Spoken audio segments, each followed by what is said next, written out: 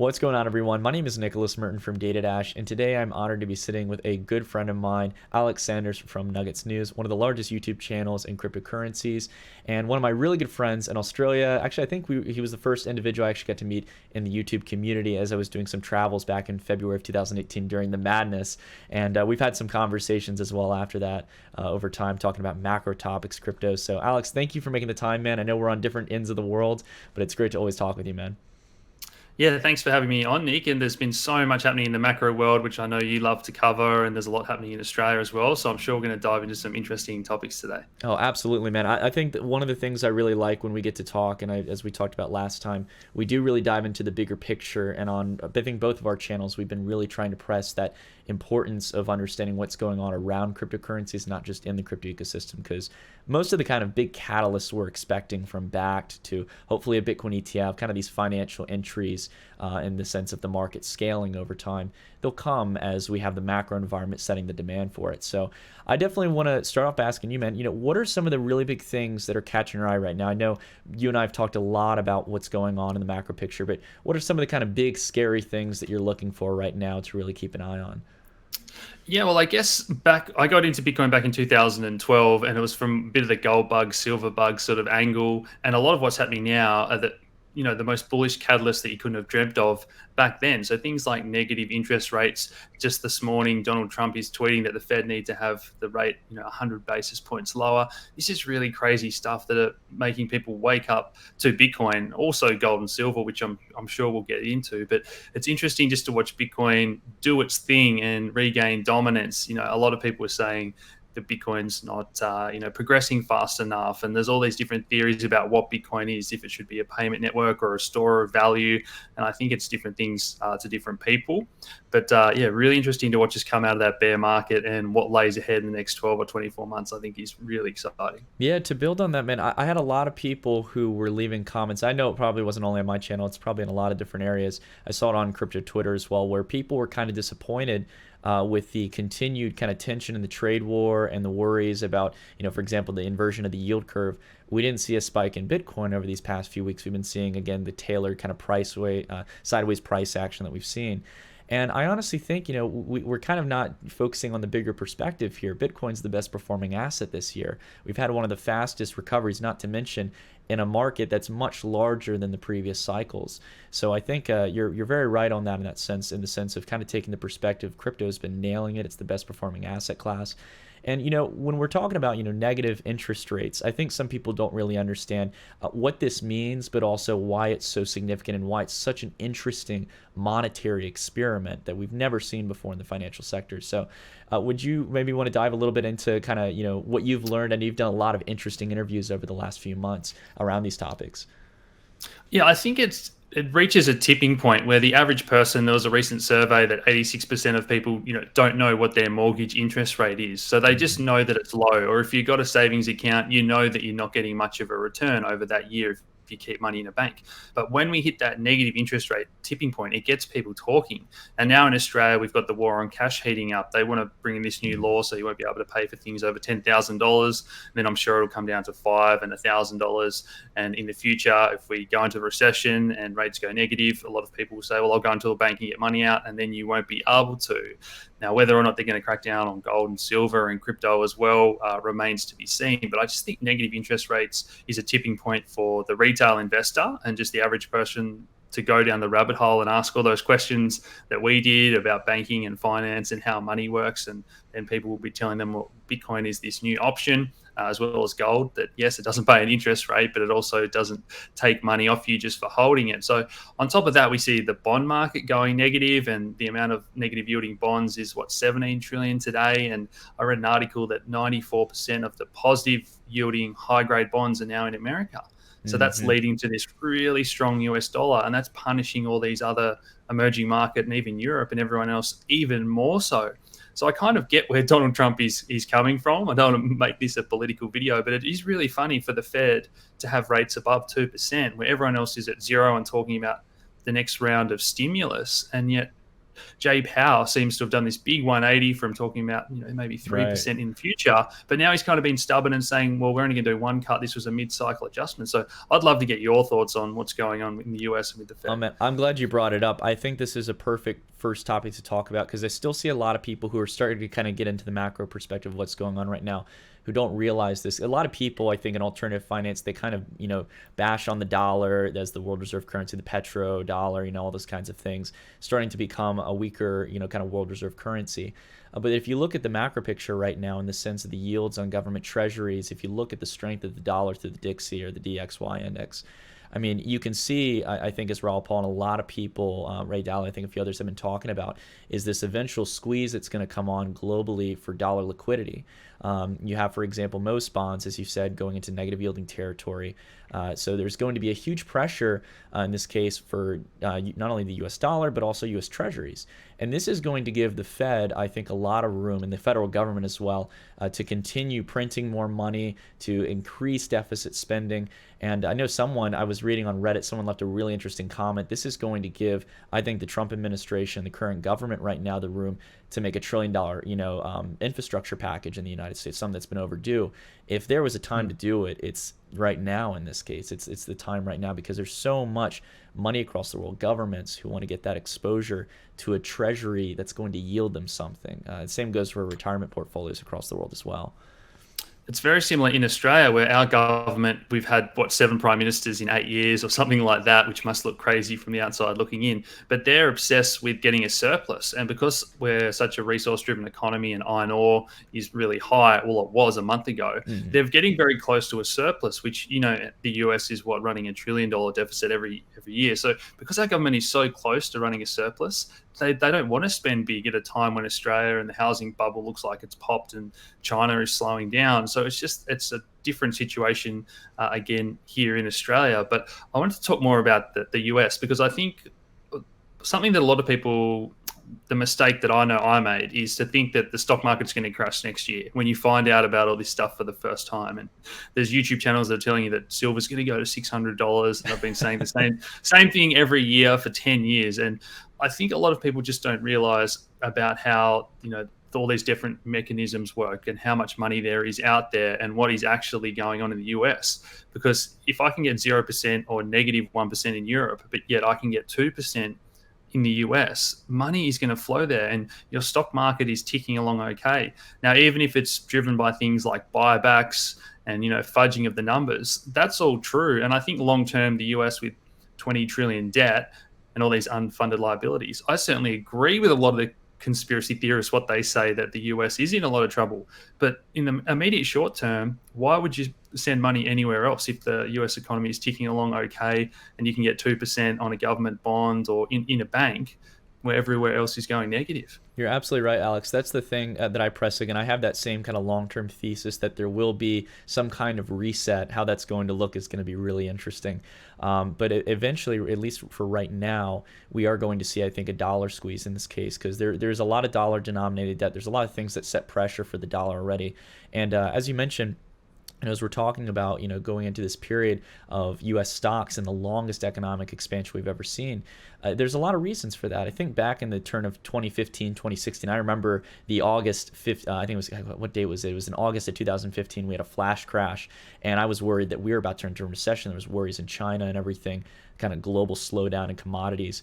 But it turned out that U.S. markets kept climbing higher because we had, for example, the tax cuts, deregulation in the United States. And this gave a huge global advantage for the United States and for a lot of dollar liquidity to come back when there was the repatriation window in the tax bill as well. So it's all about, dollars shifting. And that's the thing that I always try to tell people. I got this from an individual, Dr. Chris Katcher, who's an individual I met in Estonia, and he brought up a really good point, and that was that a lot of the rounds of QE in Europe and all kinds of regions of the world, they flock to U.S. markets, and a lot of people don't think about that. They think it would stimulate European markets in the countries where those central banks print the money. But liquidity can flow. There's Forex markets where dollars get shifted in different currencies, and you can go into pretty much any market you want. So that's the really interesting thing here is that there's it's so much more complicated than I think many people put it out to be. But it's fun because it's complicated, I think. Yeah, and I think that term liquidity is really important, and that also sort of leads into the conversation about stocks. And you mentioned the flash crash. I did a video the other day about all the algorithms, and I know you've covered it as well about what percentage is just these bots and algorithms trading Hmm. back and forth, and that creates a false sense of liquidity not only in the stock market but in the bond market when we've got the Fed and central banks buying up bonds. And what we're seeing now is everyone just rushed to buy bonds, even though they have negative yields, because they're thinking the government's going to buy it off me or the Fed's going to buy it off me for a higher price. So it really is just this upside down world where it's all rosy and almost like a Ponzi scheme until it's not, until the same with the ETFs. As long as there's inflows into all these things, and it's just a matter of who wants to buy it for a slightly higher price. As soon as that all changes and everyone runs for the exits, I just don't think there's going to be liquidity there. Whether it's stocks and high frequency trading or the bond market. If the Fed says, "Well, hey, we're not going to do that again. We're going to try something else this time." Modern monetary theory. Maybe the governments try something different. I don't know, but I think everyone just has this assumption that they're just going to keep making money no matter what. That's a great way to put the bond market, because I think a lot of people have looked at the number of negative yielding bonds, but they don't actually look at the prices of these bonds. And what we're seeing is this kind of accelerated rally on an already extended bond bull market. In this case, it's been going on for a multitude of decades. And what you get, as you were kind of alluding to, Alex, is this kind of Ponzi where you basically are seeing the values rise. It's usually that there's an inversion. It's usually when prices rise, the yield is dropping. And some people, for example, trade or hold bonds as they expect the yields to go down. And that's what you get. You get this kind of Ponzi where it's like the rates get more and more negative, and as you get trillions and trillions of dollars of wealth in this case in the bond market, a lot of it eventually will implode. You can't keep negative rates going on forever. And the only reason it's gone on, I think, as long as it has, is it's just like you mentioned with ETFs and fixed income markets. It's a select few people who are, again, either money managers in this case, or if it's a retail investor buying ETFs in this case, they're just basically continuously investing their paychecks, and they're not thinking about what kind of investments they're actually holding. But again, as you mentioned, it's a Ponzi mechanism in this case. So I love when people talk about that, about crypto. The ETF fixed income market has just been pushing this for a much longer period than it probably should have gone in the sense of the rally.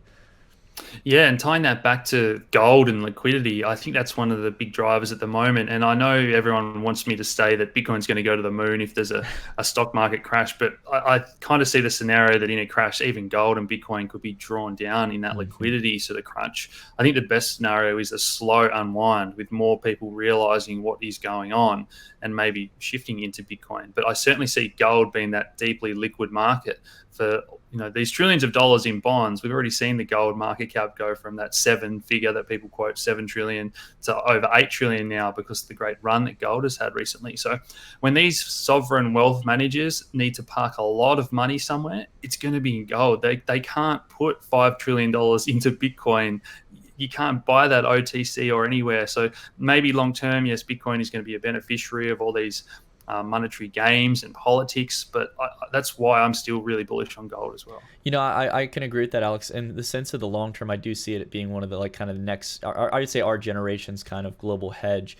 But I believe unless we have an ETF or we have these kind of entry vehicles where there is that liquidity for institutional clients, this institutional wave isn't going to be as quick as many people expect. I think it'll come eventually, but I think what you're going to get is kind of the delayed response that gold and silver had back in the previous recession, where they're going to go towards where money can flow at the time. And I think, if correct me if I'm wrong, if it was back in 2008, what people kind of really went into was treasuries as stocks were collapsing, and as interest rates went low in this case, people started scooping up a ton of U.S. treasuries in this case because credit was pretty much free on the market, and they kept buying up treasuries. Yeah, I think we did a video, and I know you've covered this as well. The great website that shows the dynamic yield curve, where the Hmm. yield curve inverts back in 2000 before the dot-com crash, and then back in '07, before the financial crisis. But then when we're in the actual crisis, those long-term bonds and the yields and people start to reshuffle back into stocks and other things. So it's about protecting your wealth before the crash with bonds, and then the smart money does what we talk about. When there's blood in the streets, people stepped in and bought those bank stocks and when everyone else is panicking, I guess. Absolutely, yeah. You gotta be a few steps ahead of the curve in this case, and then I think as well as you mentioned, in the sense of kind of looking at other hedges. This is why I tell people, as much as I have a large exposure, to be fair, in the sense of any asset class to crypto. I mean, I do definitely look towards gold and silver. I know my family and friends have been starting to look towards hedging assets as well. Outside of these kind of things we've talked about as well, I want to focus a little bit on crypto, Alex, and get your take on it. I think the crypto space, obviously price-wise, has looked a lot more attractive to people, and looks like we might be setting up for the next cycle. But on a fundamental perspective, what's really catching your eye right now, in the sense of kind of up and coming, not just projects, but what kind of trends are you spotting in the crypto space that really excites you? Yeah, I guess our message has been that I think Bitcoin needs to be the cornerstone of your portfolio, and then the platforms that are disrupting, Web 3.0 and trying to decentralize our data and replace the Googles and Facebooks and YouTubes, that kind of thing. So I believe that that's kind of where the majority of your portfolio needs to be. And then the low cap altcoins and those special projects that are trying to disrupt individual industries, I'm really passionate about a couple of dozen of those, but I still see the biggest mistake that people have half their portfolio in one altcoin that's number 300. And, we've seen it recently that one of my favorite projects, they didn't make it. Something happened out of their control. And there's a number of reasons why startups, even with a good team and with a great idea, that have a partnership and are producing revenue, and they still fail. So I've been saying that 99% of projects are going to fail, and a lot of people don't believe that. But I think now in crypto world, there's probably 10,000 projects out there. Coin market cap maybe lists 2 or 3,000 of them. I really do think in 5 years time that there may only be sort of 100 that have really gained traction or done something, have a big user base. But what do you think about that? No, I agree, man. I mean, when you're talking about 10,000, I was just thinking, I know Michael from Box Money just put out a video talking about this huge Chinese Ponzi scheme that went on. It was supposedly billions of dollars worth of Bitcoin. I mean, sorry, if not hundreds of millions in this case. I mean, it's just a huge Ponzi. And, you think about it, there's so many projects that you don't even see on CoinMarketCap, but for even the 2 to 3,000 in that case, and if you get to the top few hundred, I think the issue is that people are way too overexposed into altcoins at the moment. I'd say it's not like the stock market right now, where you could, for example, own a basket of 100 companies and, like an index, have a nice weighted way to invest in the overall market. You're living in the dot-com era, and you're basically only having a plethora of tech stocks that are very volatile and very prone to failing. I completely agree. I think 98, 99% will easily fail in this case. Yeah, having said that, I think the time to be, really heavy in protecting your portfolio with Bitcoin, it's kind of like we talked about bonds, with investors rotating from safety to more risk on. Now that a lot of the good projects are down 90% still, that's probably the time when it is better to be thinking about, well, what are the good projects that I'm pretty sure aren't going to fail in the next 12 to 24 months that are down 90+%, and maybe rotate more into them now. And I guess that's where you sometimes have to put your trader hat on a little bit. And it's not easy because the crypto market is volatile. But getting back to that argument about liquidity, I think we're already seeing that there's indexes out there, and we know Grayscale, for example, and these other funds, they're going to flow investors into the top 10, the large cap coins, for those people that want some crypto exposure or want more than Bitcoin. And yes, we've seen a lot of new money come into Bitcoin. That's why the dominance is rising. I'm sure when you talk to someone for the first time, if they want to get into crypto, they normally buy Bitcoin. They're not going to get money and chase 10 different altcoins for their first investment. So that's how this cycle has begun. We've seen it back in 2014 and 15, and then 2017. And I very much think we are going to have some sort of altcoin run. I don't like that word alt season, where it's not going to happen like 2017 again, where you could throw a dart at a board and everything was going up 10 or 100 fold. I think it's going to be a smarter type of investor that comes in and wants exposure to the best projects out there. Yeah, we talked in our channel. I did a video. I remember in the last crypto bull run, and back in 2017, every month we were doing a video on like kind of altcoins that looked exciting and projects. I decided this year, looking towards 2020, where I do believe by that time we're going to see some kind of reversal in market dominance. I talked about my top 10 projects, and I'm leaving it at that. I really don't believe, as you stated, man, it's going to be so different from the previous rally that there are going to be a few key players that really perform well. And I would akin it to kind of how there was the first initial wave of the altcoin cycle exiting out of the accumulation phase in the previous one. You had Litecoin with its listing on Coinbase, kind of being seen as a silver to gold in the sense of Litecoin to Bitcoin.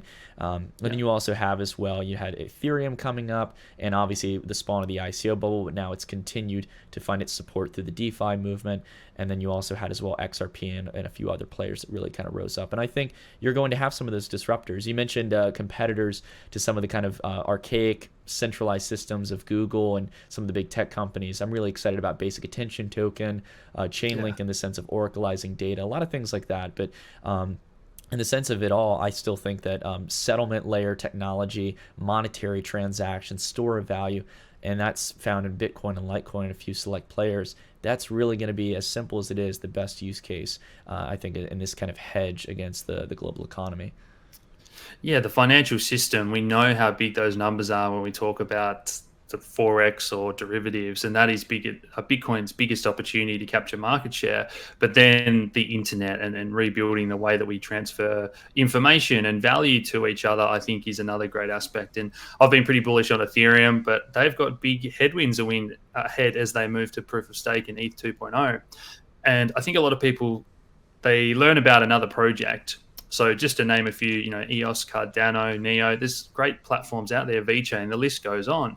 But they sort of have those different trade-offs to get better, scalability or throughput, all those types of things. And a lot of people got really excited about that. But then sort of Libra came along, and then we might have another blockchain, and people soon realize that it's a scale. Decentralization isn't this yes or no thing. Absolutely. Now, if Libra have 50 or 100 corporate nodes, a lot of people are going to say, well, hey, these guys are the big guys with money and all the users already. I might try their blockchain. Now, I hope that doesn't happen. I'm really passionate about decentralization and giving people their power back with their data and whatnot. But it's really starting some fascinating conversations, I believe, and people are realizing the importance maybe of decentralization. Yeah, I think that, again, you can have this, you do have the kind of scale between centralization and decentralization. There is no kind of one label you can slap on things. The thing about Libra, and I did a video a while back when Libra had kind of first came out. I did my analysis of the white paper, and I gotta say, I will say this in a positive note to try to kind of cut out of my crypto bias. The first positive note I say is that I'm all for a push forward. I hope that, for example, Facebook can really push to have a nice regulatory framework here in the US and abroad. If they can help expand remittance markets and build better alternatives to Western Union and a lot of the archaic systems that can charge rates from 10 to 30%, I mean, absolutely. Better system than the old system is fine with me. But at the same time, as you mentioned, labeling this as a blockchain or as a decentralized network, I think is completely wrong. It's not a cryptocurrency, specifically speaking. A cryptocurrency by nature, if you think about it, it's not just because it's the fact that it does use cryptography in this case of public and private keys. And if there's some way where Facebook through its central server or a government through a central bank cryptocurrency can censor, freeze transactions or funds, can have some kind of backdoor to your private key to, take away control of your funds. That's not a cryptocurrency at the end of the day. And again, I know there's some trade-offs with crypto. People talk about criminal activity and things like that, but it's like that's always happened with dollars. And not to mention, I think there was the I'm trying to think of the firm and stuff. I think they had one of the large U.S. departments working alongside Chainalysis, and they found that it was like $800 US are used for every $1 of crypto criminal related dollars. Yeah. That doesn't surprise me. But I think recently we saw Monolith was another one of these card companies that's come out and partnered with the Maker and Digex, so you can spend their stablecoin or a gold token. So if those fully decentralized projects, or more decentralized projects, I should say, if they really take off, I think that's kind of what we're fighting for, rather than Libra gaining traction. I think they are a big threat to central banks and governments, and again, starting the conversation with, well, what is money and value if they're going to have this new ultra basket of currencies? But a lot of interesting conversations to be had there. What do you think about Libra? Do you think it is going to succeed, or? You know, the one thing that you mentioned, Alex, is probably the thing that little to no one has talked about as a potential fear. As much as Libra's not decentralization, as much as its distribution of currencies that back up the Libra is seen as a good thing, you want to obviously be diversified.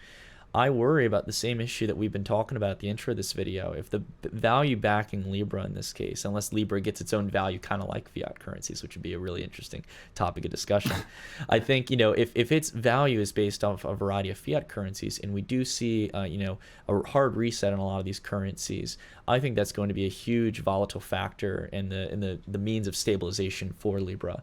And I think that's still why we're going to need, you know, Bitcoin and kind of cryptocurrencies like that. But I'd love to get your take on that. It's kind of an interesting question, I guess. The other thing I haven't seen answered, and I did watch all those hours of Senate hearings and Congress hearings, and I did a little bit of a summary if people are interested. But why are these big corporates doing this? They're not doing it out of the goodness of their heart. And they say it's a non-for-profit, but then they talk about this second token and they're going to distribute dividends. So I just don't know why they're coming together and saying that this is going to be cheaper. But they can never be cheaper than Bitcoin or a fully decentralized project where there is no company or middleman that is trying to, you know, siphon profit off the top. So yes, we need to scale with Bitcoin and the Lightning Network, and maybe that's a conversation you want to get into. But I just don't think that any company or corporates that are running a blockchain can ever do it for cheaper than. They'll never be able to provide the quality that Bitcoin has and the security, I think, in that case. It might be that right now, for example, as you mentioned, we might not be at full scale, and whether or not Lightning's the right solution and stuff, you know, we're still trying to figure it out right now. But I think, you know, what we've seen, for example, on Ethereum right now, in the sense of the DeFi movement, that's brought some of the biggest optimism to me right now. The kind of interest rates you can earn, you know, the sheer fact that there's so many different types of stable coins, and that anyone in the world, if they just have a mobile wallet or, you know, desktop client, they can now get access to any currency they want, and there's no permission required. I think that's the kind of nature of what crypto is about. And I feel Libra, its biggest barrier, and I talked about this in my Libra video, in the sense of my fears, is that Libra is tied to Facebook. And right now, because it's not permissionless and it's not decentralized, and that pretty much every factor of it is centralized at the moment, regulators of any nation will be able to cut it off. So we've talked a lot about Venezuela, I think, in Argentina, where there's a lot of worries about a currency crisis. In the case of Venezuela, you're under the rule of Nicolas Maduro. And if Nicolas Maduro says tomorrow, hey, Facebook and consortium of companies behind Libra, we don't want your product here, they're going to shut it off in an instant, because there is a respect of companies in international law, at least from my assumption. I might be wrong on that. But, you know, in the case of Bitcoin has no PR firm. It has no legal firm. It's simply just a decentralized currency in this case, and there's no permission required. I think that's going to be one of the biggest barricades, and it's going to kind of kill the use behind Libra in this case, which is why I think it's so important for it to be permissionless. If they get to that stage, I'll pat Facebook and the rest of the companies on the back, but until I see it happen, I'm not going to be using Libra personally. Yeah, and those rewards that people can get that you just mentioned, as soon as those apps get friendlier to use, for people to earn some interest on what they're holding, and it's such a fine line for someone that's new to this. They read about a guaranteed return, 1% a day, and that's a scam. And then they read about something that's giving you 14% a year and paid out monthly with some of the DAI rates you can get at the moment.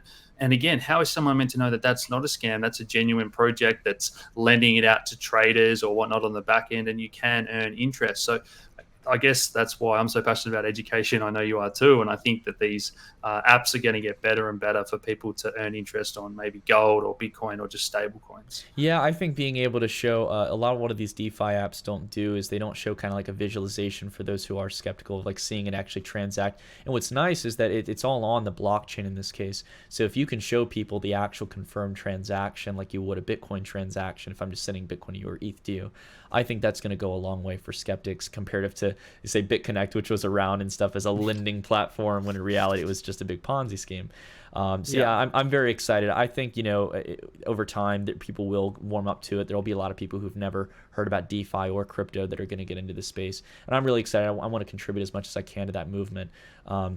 Yeah, man, I think it's exciting times. I think outside of just pure price speculation, the space seems to be maturing and finding out what it's valuable for, in the sense of the use cases. I liked, as you mentioned, I think I focus a lot too much on the monetary use cases, disrupting the internet in these big conglomerates, in the tech sector. I think there's a really good opportunity for it.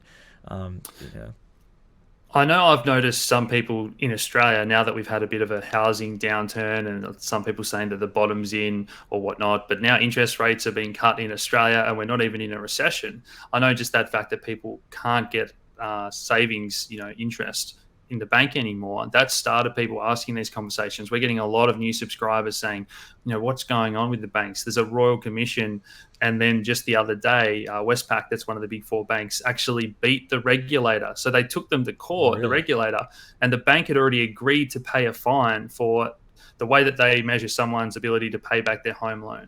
They use a standard measure and it didn't take into account people's actual expenses. And Mm, so the regulator took them to court and they'd already admitted they were in the wrong. And yet the judge ruled the other way, saying that, oh no, you don't have to measure what people's expenses are, because if someone eats Wagyu steak and fine wine, was their example, they'll cut back and start eating, cheaper food. So there's no point measuring what they expend on. And so that was really crazy that the banks actually beat the regulators in court the other day, even though the Royal Commission into the housing bubble showed that there was systemic fraud in the Australian banking sector. Yeah, man, I actually got to meet a lot of interesting people. I was back in Australia, I think back in April, and I met a lot of people who, have obviously been property developers and worked in that space for a while. A lot of people actually, been in that space have now gotten into crypto. And man, I started to seem like the tone had changed. Like when I originally went there in the early part of 2018, there was just a huge tone change here in 2019. As obviously I think the general housing market across the world has slowed down. And I'm curious, not only to get your take a little bit more on Australia in this case, I'd love to get a time frame, Alex. Like, when do you think we're really going to start seeing the pain settle? And are we seeing it right now? And then also, what's your take on the global housing market right now? Yeah, so I don't want to be doom and gloom, because I'm really mindful, as I said just Mm, before, about these people that stand up and say that it's going to crash and the housing market's going to go down 70%. So in Western Australia, where the mining boom happened, a lot of suburbs are already down 30 or 40%, and they've been going down wow. for 5 years now. Whereas Sydney and Melbourne are more down around 10%, 15%.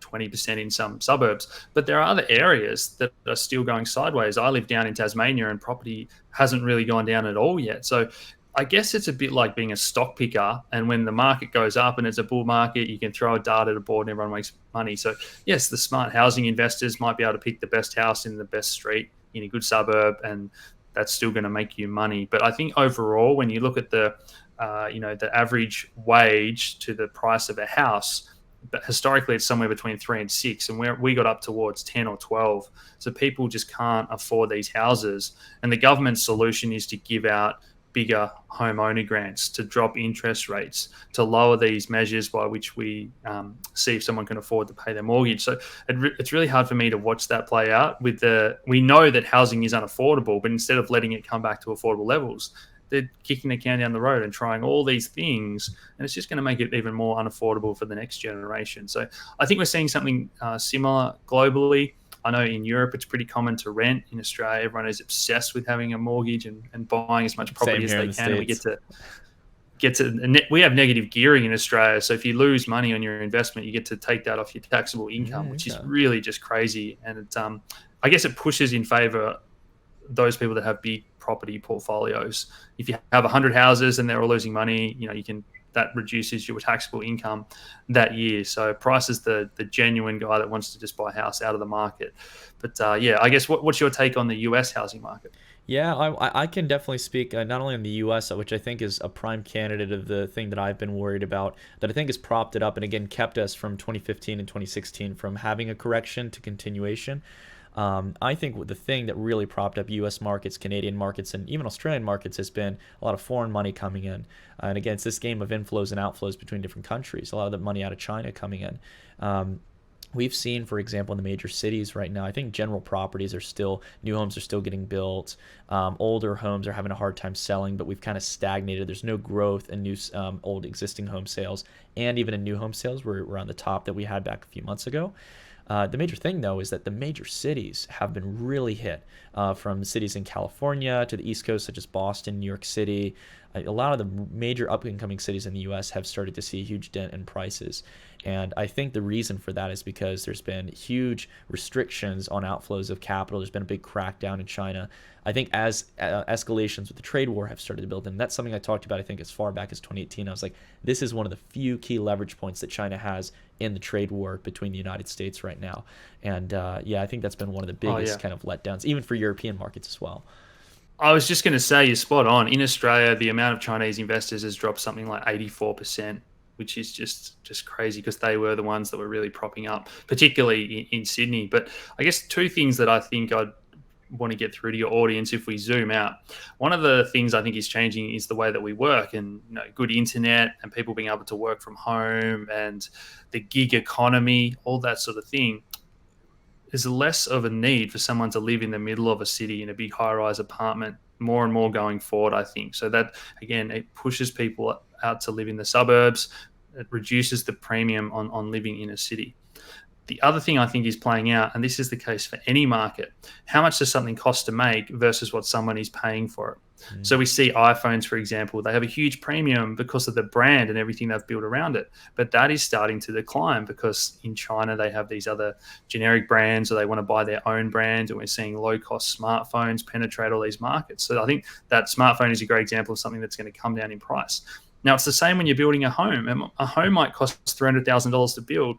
So why are people paying $600,000 for them? Well, it's because the banks will lend them that much, and that's how much people want to pay. So supply and demand comes into it a little bit, but I really think that's been grossly sort of overinflated, and it's going to come back to reality. People, if they can build for 300,000, maybe that home goes back to 350 or 400,000. I think you put it perfect, Alex. It's the same problem with student loans in the United States because we've had government guaranteed loans for any major you want. It's pretty much guaranteed. And because of that, it's just been, again, I think this kind of Ponzi mechanism where it's like, oh, don't worry, we'll worry about these kind of interest rates and the fact that people aren't paying them and that you can't default on them later down the road. And it's become this huge debt bubble. And I think as you continue to feed credit, if you can just print money, lend it out to anyone in this case, and again, it's just kind of standard in this case that it's given to pretty much anyone like a home mortgage. I mean, you're just going to build another problem for the future. I'd love to pick your brain about the student bubble because it's so different in the US compared to the rest of the world. So in Australia, I studied pharmacy and my degree costs about $30,000, I think, off the top of my head, which is only around 20,000 US dollars. Mm-hmm. But that same degree, I hear these stats that it costs, $100,000 to go to uni in America, to live there and to study pharmacy or medicine. I just hear these enormous numbers and I wonder, who's footing the bill for all this? Why has it got so expensive? Yeah, you're absolutely right, man. I had no idea, man. That's incredible, 20,000 for a degree. Yeah, to put some perspective to it, again, I think it's one of my very libertarian viewpoints in this case is that, I mean, we see this in the healthcare sector as well in the United States. We've had a very kind of wishy-washy kind of mix of free market capitalism and then also the intervention of government.